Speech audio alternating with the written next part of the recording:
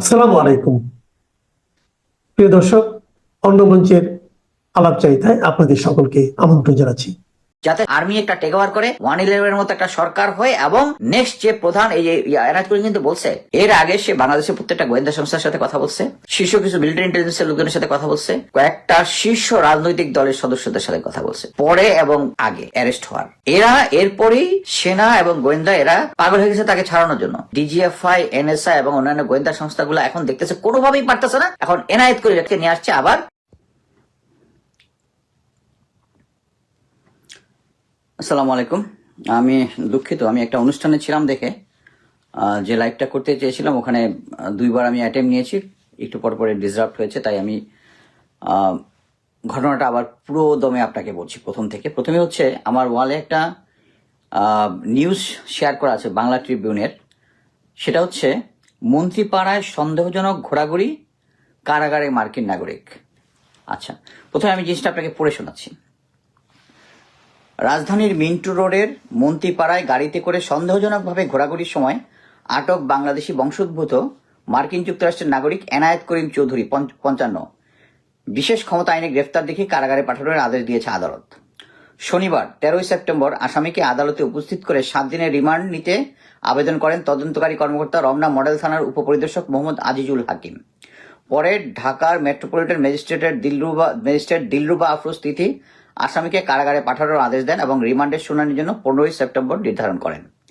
আসামির বিরুদ্ধে রমনা থানায় হওয়া সাধারণ ডায়েরি সূত্রে জানা যায়, শনিবার সকাল 10:30টায় রাজধানীর মিন্টু রোডের মন্ত্রীপাড়া এলাকায় প্রাজো গাড়িতে করে সন্দেহজনক চলাচল করছিলেন আসামি এনায়েত করিম চৌধুরী। এই সময় তার গাড়ি থামিয়ে জিজ্ঞাসাবাদ করা হলে তিনি কোনো সদুত্তর দিতে পারেননি, ফলে পুলিশ হেফাজতে নেওয়া হয়। এ সময় তার কাছে পাওয়া 2টি আইফোন জব্দ করা হয়। প্রাথমিকভাবে তার ফোন বিশ্লেষণ করে বর্তমান সরকারের বিরুদ্ধে ষড়যন্ত্রমূলক অনেক গুরুত্বপূর্ণ তথ্য পাওয়া গেছে। জিজ্ঞাসাবাদ করা হলে জানান যে তিনি বাংলাদেশের বংশোদ্ভূত মার্কিন নাগরিক। গত 6 সেপ্টেম্বর সকাল 9:50 দিকে নিউ ইয়র্ক থেকে কলকাতা এয়ারওয়েজ করে ঢাকা হজরত আন্তর্জাতিক বিমানবন্দরে অবতরণ করেন। জিজ্ঞাসাবাদে আরও জানান তিনি বিশেষ একটি দেশের গোয়েন্দা সংস্থার চুক্তিভিত্তিক এজেন্ট। বর্তমানে বাংলাদেশের অন্তর্বর্তীকালীন সরকারের খুব নাজুক অবস্থা আছেন এবং সেনাবাহিনীর সঙ্গে তাদের দূরত্ব তৈরি হয়েছে। তিনি বর্তমান সরকারকে পরিবর্তন করে নতুন জাতীয় সরকার বা তত্ত্বাবধায়ক সরকার গঠনের নিমিত্তে কাজ করার জন্য বাংলাদেশে এসেছেন বলে জানান। তিনি গত 6 ও 7 সেপ্টেম্বর সোনারগাঁ হোটেলে অবস্থান করেন। পরবর্তীতে গুলশানের বর্তমান ঠিকানায় অবস্থান করতে থাকেন। ইতিমধ্যে তিনি সরকারি উচ্চ ও নীতি নির্ধারক পর্যায়ে একাধিক কর্মকর্তাদের সঙ্গে এবং বিভিন্ন রাজনৈতিক দলের প্রভাবশালী নেতা, ব্যবসায়ী মহলের সঙ্গে গোপন বৈঠক করেছেন বলে জানিয়েছেন। তার মানে হচ্ছে পুলিশকে জানিয়েছেন। আচ্ছা, যুক্তরাষ্ট্র বর্তমানে অন্তর্বর্তীকালীন সরকারের প্রতি হতাশ বলেও জানান তিনি। আগামী 21 অক্টোবর সুপ্রিম কোর্ট তত্ত্বাবধানে সরকার বাতিলের রায় রোহিত করবেন বলে জানান আসামি। মানে এটা উনি আগে থেকে জানাচ্ছেন যে এটা রোহিত করা হবে। তত্ত্বাবধায়ক সরকার ব্যবস্থা পুনঃপ্রতিষ্ঠা হলে তখন সেনাবাহিনী সমর্থিত নতুন জাতীয় সরকার অথবা তত্ত্বাবধায়ক সরকার গঠিত হবে। নতুন এই সরকারকে তত্ত্বাবধায়ক সরকার গঠিত হবে। নতুন এই সরকারে কারা অংশগ্রহণ করবেন এবং সরকার প্রধান কে হবেন তা যুক্তরাষ্ট্র নির্ধারণ করে দেবে বলে জানান তিনি। বাংলাদেশের বর্তমান প্রেক্ষাপটের আলোকে সরকারি ও বেসরকারি ঊর্ধ্বতন কর্তৃপক্ষের বর্তমান অবস্থান এবং বিভিন্ন রাজনৈতিক দলের নেতাদের তথ্য সংগ্রহ করে তাকে নিয়ন্ত্রিত গোয়েন্দা সংস্থার কাছে হস্তান্তর করতেন বলে জানান। আচ্ছা, নেক্সট হচ্ছে, মামলায় বলা হয় আসামি এনায়েত করিম চৌধুরী বর্তমানে বাংলাদেশের বৈধ অন্তর্বর্তীকালীন সরকারকে উৎখাত করার জন্য অন্য দেশের গোয়েন্দা সংস্থার এজেন্ট হিসেবে বাংলাদেশে এসে জননিরাপত্তা এবং সার্বভৌমত্ব বিনষ্ট করার প্রচেষ্টায় লিপ্ত আছেন, যা ধার্তব্য অপরাধ। আচ্ছা, এখন আসেন হচ্ছে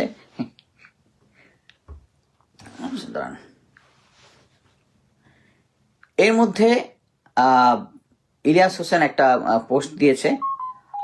আমি ওই পোস্টটাই পড়ে শোনাচ্ছি, কারণ তাতে হচ্ছে আমাকে অতিরিক্ত কথা বলতে হবে না, কারণ এই জিনিসগুলো সবাই জানে। আমি যেহেতু একটা অনুষ্ঠানের মধ্যে ছিলাম এই জন্য আমি ওইটাই বলতেছি। আমেরিকার গোয়েন্দা সংস্থার নাম ভাঙিয়ে দীর্ঘদিন ধরে এনায়েত করিম ওরফে মাসুদ করিম প্রতারণা করে আসছিল। বাংলাদেশে যখনই হাসিনা বিরোধী আন্দোলনের তীব্র হয়ে উঠত তখনই এই প্রতারক মাসুদ বিএনপি জামায়াত কিছু শীর্ষ নেতাদের বিজনেস ক্লাসের টিকিট দিয়ে নিয়ে যেতেন থাইল্যান্ডে, সিঙ্গাপুরে। নিজেকে আমেরিকান গোয়েন্দা সংস্থার কর্মকর্তা দাবি করে তাদেরকে ভুল পথে পরিচালনা করে আন্দোলন ঠান্ডা করতেন।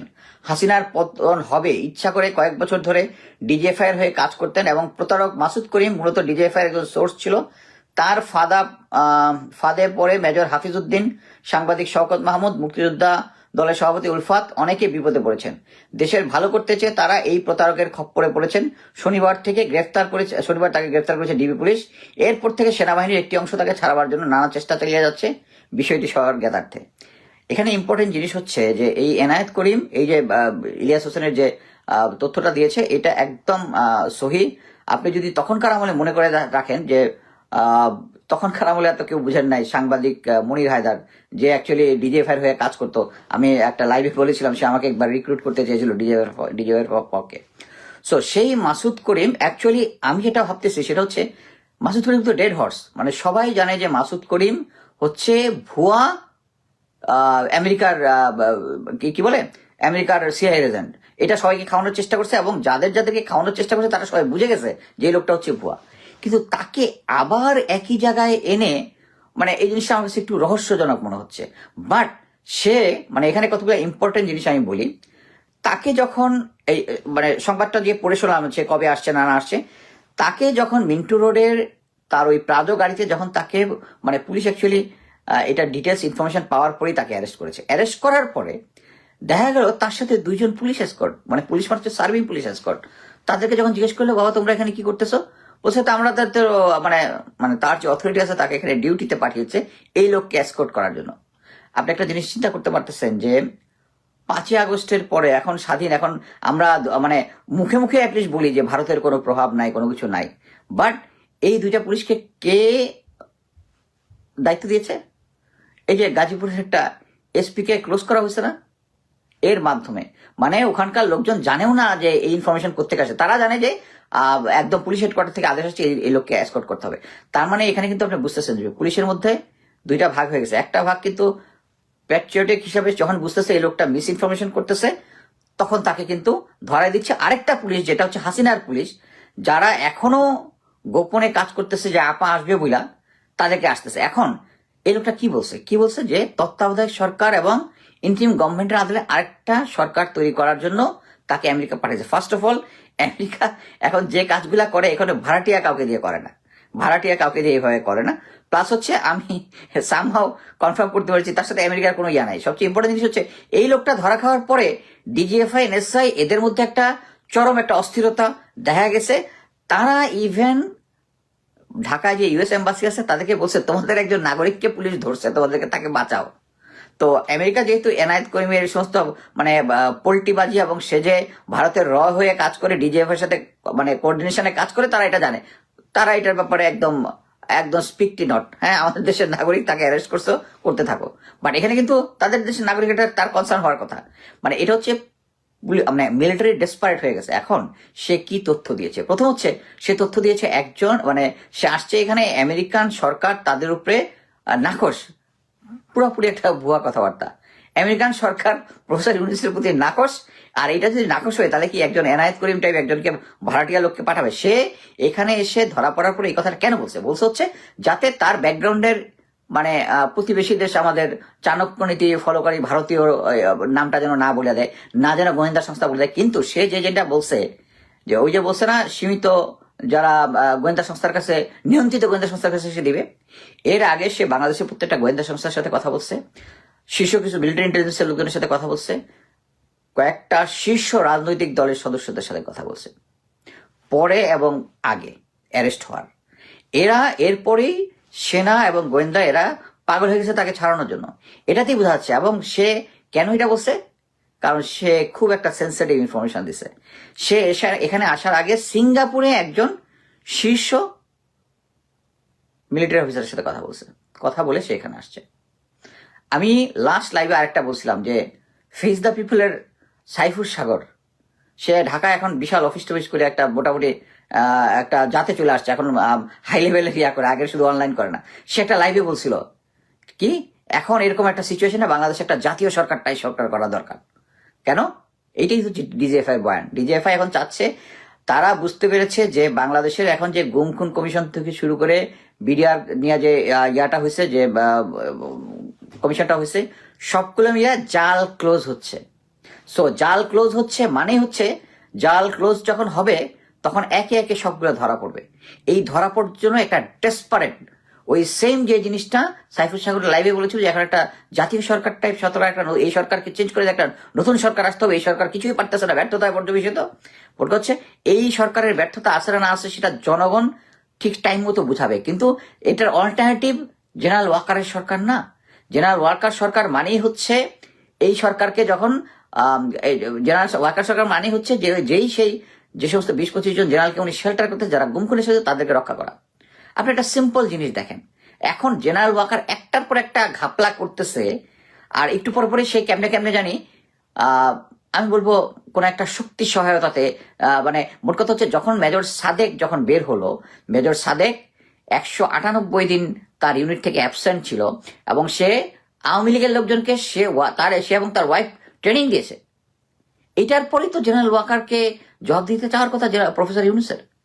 আমি অবাক হয়ে যাই এই এত কিছুর পরে জেনারেল ওয়াকারের গোয়েন্দা সংস্থাগুলা কোথায় কি হচ্ছে সবকিছু জানে। আমি ওই তার যে মেইন গোয়েন্দা সংস্থা আর্মি সিকিউরিটি, এটাকে আমি চাকরি করেছি, আমি ভালো মতো জানি।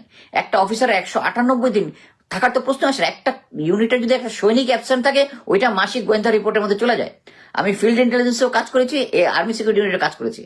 প্রতিদিন কোন ইউনিটের কোন সৈনিক অ্যাবসেন্ট উইদাউট লিভ কোথায় পার, সেখানে একটা আস্ত জলজান্ত অফিসার নাই তো শুধু তাই সে কি করেছে, সে আওয়ামী লীগকে ট্রেনিং দিচ্ছে, আর জেনারেল ওয়াকার কোনো কিছু জানে না।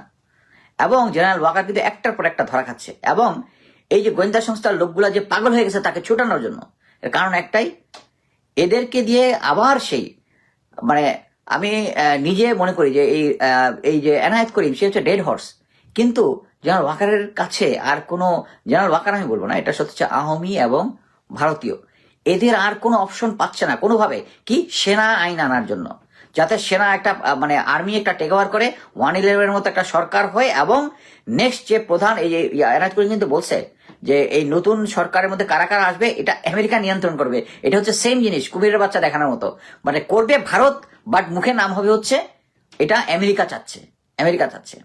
আমি এটা গ্যারান্টি দিয়ে বলতে পারি যে আমেরিকা এটা চাচ্ছে না। এবং আমাদের যে রাজনৈতিক দলগুলো দুঃখজনক যে এই এনায়েত করিম মতো একটা বাটপার, যে হচ্ছে প্রবীণ বাটপার, এদের সাথে হ্যাঁ বিএনপির কিছু শীর্ষ লোকজন তার সাথে দেখা করছে, সে জবানবন্দি দিছে, জাতীয় পার্টির কিছু শীর্ষ লোকের সাথে দেখা করছে, জামাতের কিছু লোকের সাথে দেখা করছে, আলোচনা করছে যে তারা চায় হচ্ছে এখন বর্তমান সিচুয়েশনে যেহেতু পাবলিক কোনোভাবে মেনে নিচ্ছে না, তার একটা নতুন সরকার আনার জন্য। একটা জিনিস দেখেন, নেপালের সেনাপ্রধান উনি তো তাহাজ্জুদের নামাজ পড়ে না, উনি তো বিধর্মী, তাই না? কিন্তু তিনি কিন্তু তার প্রতি দেশপ্রেম যেটা, এটা 100% দেখিয়েছেন। ওখানে 19 জন লোক মারা যাওয়ার পরে সেনাবাহিনী টেক ওভার করেছে। আর আমাদের কতজন মারতে হয়েছে? সরকারি হিসাবে 1,500 আর বেসরকারি হিসাবে 2,000-এর মতো, 30,000-এর মতো লোক ইনজিউর্ড হয়েছে। আর সেখানে এরপরে সেম জিনিস কিন্তু মানে ইন্ডিয়ার কিন্তু হেজিমনি ওখানে আছে, সে তার সমস্ত তার যে প্রতিবেশীগুলো কন্ট্রোল করতে চায়। সেম জিনিস আমাদের যেরকম এই জেনজিকে যখন তারা কন্ট্রোল করতে চাইছে, জেনারেল ওয়াকার এবং জেনারেল হামিদ ডিজিএফআই গিয়ে বলছে যে তাদেরকে উপদেষ্টা বানাবে।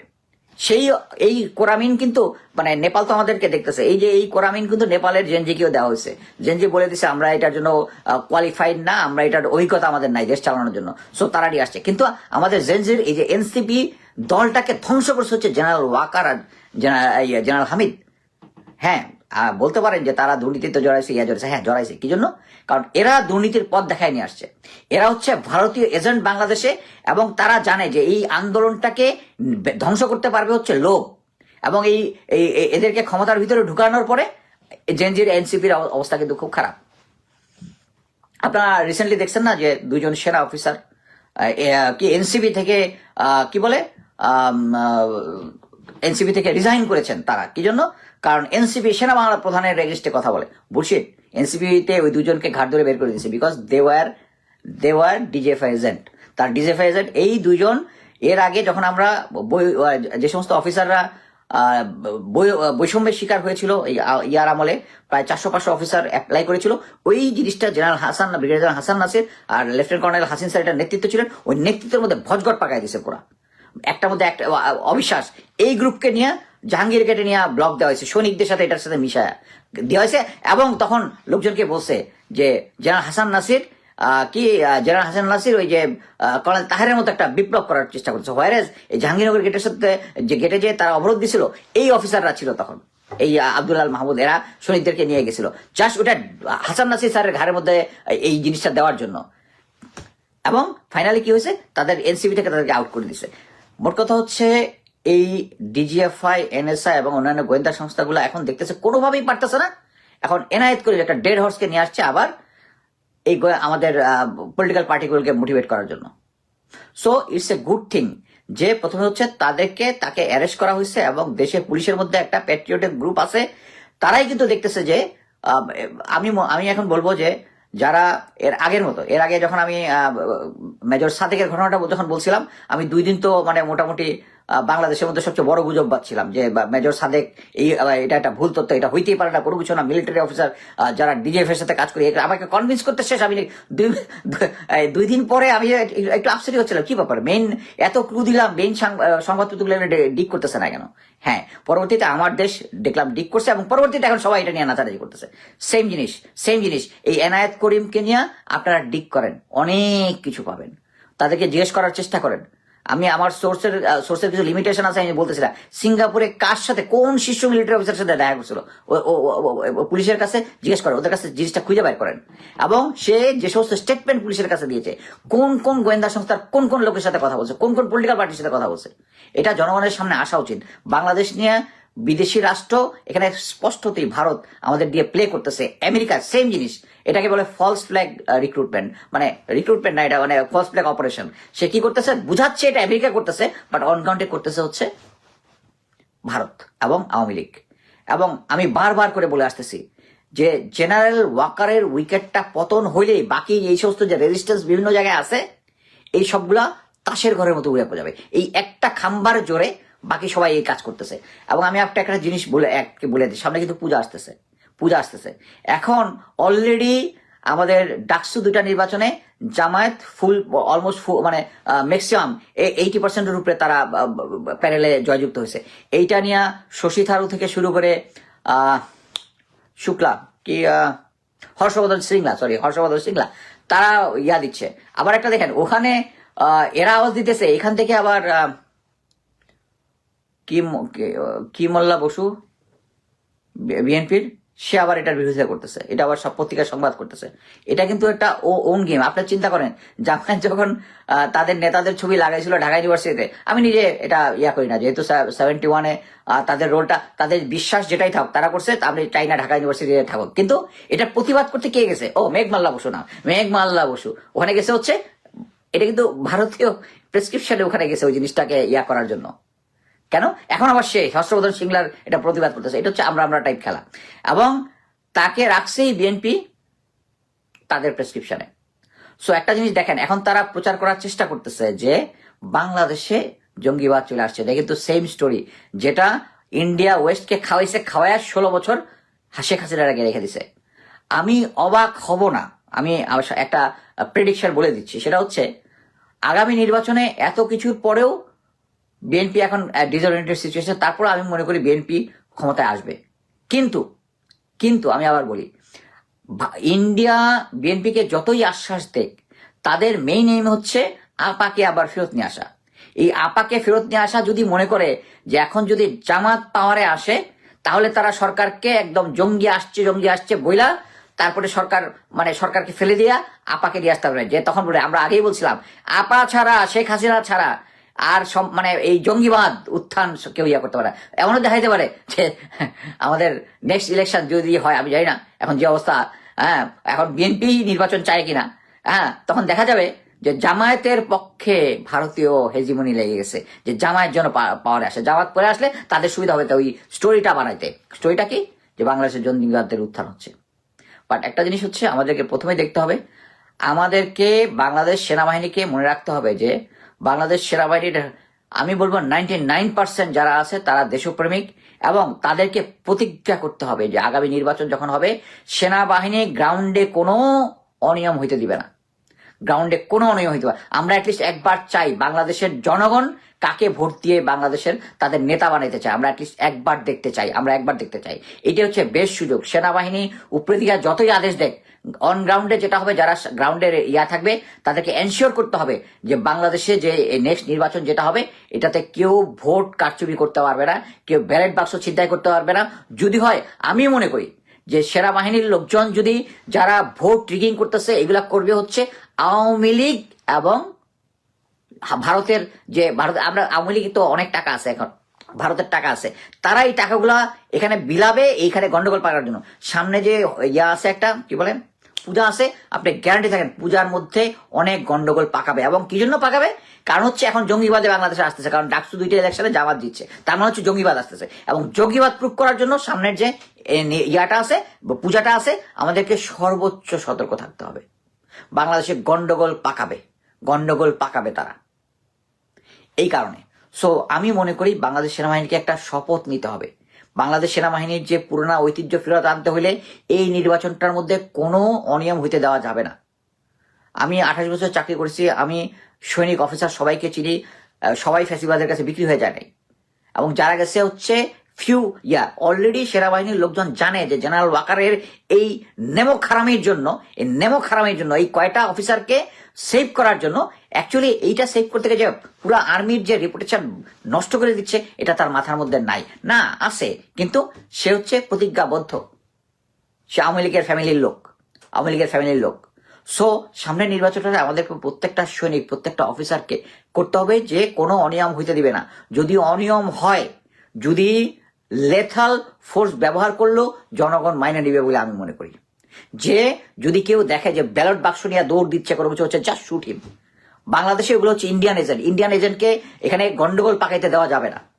ভোটটার মধ্যে একদম নিষ্কলঙ্ক একটা ভোট হইতে হবে। হ্যাঁ, 100% হয়তো বা হবে না, বাট সেনাবাহিনী একটা যুদ্ধংদেহী থাকতে হবে যে কোনো অনিয়ম তারা প্রশ্রয় দিবে না।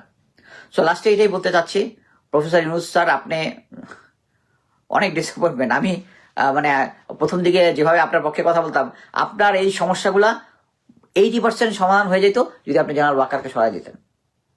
জেনারেল ওয়াকার এখন যে লোকজনকে আমাদেরকে ইউনাইটেড থাকতে হবে, থাকতে হবে, বস উনি ভালোভাবে জানে যে সৈনিকরা এখন, অফিসাররা এখন জানে যে জেনারেল ওয়াকার শুধু ওই গুম খুনের সাথে যদিও তাদেরকে বাঁচানোর জন্য এই কাজটা করতেছে। সো সেনাবাহিনীকে এই কারণে আমি কয়েকদিন আগে বলছিলাম যে তার সিকিউরিটি এনহ্যান্স করছে। কি জন্য? কারণ সেনাবাহিনী অ্যাকচুয়ালি উনি নিজে তার গোয়েন্দা সংস্থার দিকে জরিপ করায় দেখছে যে তার অ্যাকসেপ্টেন্স নাই। অলরেডি বুঝে গেছে যে এই একটা ছোট্ট কারণের জন্য আমাকে নিজে কয়েকবার ওনার লয়ার কিছু লোকজন আমার সাথে যোগাযোগ করছে, কি হইলে আমি থামবো। আমি ওই গুমখুন যেগুলো জেনারেলগুলো আছে ওগুলাকে ছাঁটাই করে দিতে বলো, আমি থেমে যাবো। হ্যাঁ, দেখতেছি স্যার, হয় নাই। সো আমার মুখও থামতেছে না। আমি খালি ওইটাই আশা করি কোন দিন এদেরকে সরাই দিবা আর আমি থাইমা, আমি জাস্ট নর্মালি যেটা করি বিভিন্ন জায়গায় ঘুরে ফিরে করি, মাঝে মাঝে অ্যাডভেঞ্চার টাইপ আমার কমান্ডো ব্যাটালিয়নের কোনো ঘটনা, কোনো প্রশিক্ষণের ঘটনা, এগুলো আবার লেখা শুরু করবো। আমার সাথে সিনিয়র অফিসার যারা, আমি বিভিন্ন সিনিয়র অফিসারদের সাথে যাদের সাথে বিভিন্ন অ্যাডভেঞ্চার টাইপ করছি, এগুলো আবার লেখালেখি শুরু করবো, কথা বলবো।